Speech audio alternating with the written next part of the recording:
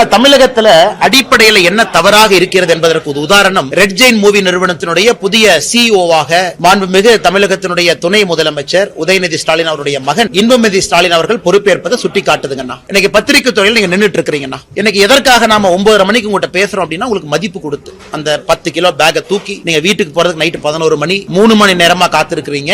ஏன்னா நீங்க சம்பாதிக்கக்கூடிய 20,000 30,000 40,000 உழைத்து சம்பாதிக்கிறீங்க. ஆனா ஒரு குடும்பத்துல எதையும் செய்யாம பையன் ஃபுட்பாலுக்காக ஸ்பெயினுக்கு அனுப்பணும், அங்க போய் ஃபுட்பால் விளையாண்டாரு. அரசியலுக்கு 3 பேரும் சொன்னதுதான்.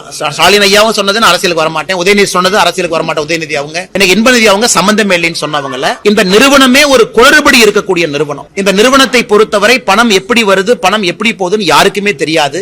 இடி பிரச்சனையில, சிபிஐ பிரச்சனையில, இன்கம் டாக்ஸ் பிரச்சனையில் இருக்கக்கூடிய ரெட் ஜெயின் நிறுவனம் தமிழகத்தினுடைய மொத்த ப்ரொடக்ஷன் எல்லாத்தையுமே தன்வசம் படுத்திக் கொண்டிருக்கக்கூடிய நிறுவனத்திற்கு எதுவுமே இல்லாம, யாருமே இல்லாம, சம்பந்தமே இல்லாத இன்பநிதி ஸ்டாலினை கொண்டு வந்து சிஇஓ போட்டிருக்காங்கன்னா இதுலயே நமக்கு தெரியுது இந்த டைனாஸ்டிக் பாலிடிக்ஸ்ங்கிறது எந்த அளவுக்கு போயிருக்கு, எந்த அளவுக்கு ஆழமா போயிருக்கு.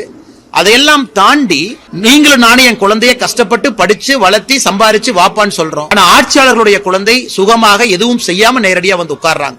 அதனால்தான் திரும்ப திரும்ப சொல்லுகின்றோம், அரசியல் மாறணும். அது அவருடைய தனிப்பட்ட விஷயம். பொதுப்படையாக சொல்வது இது தமிழகத்திற்கு அழகல்ல. ஆட்சியாளர்கள் தன்னுடைய குழந்தையை இது போல பேக்டோர்ல கொண்டு வருவது அழகல்ல என்பது என்னுடைய தனிப்பட்ட பார்வைங்க.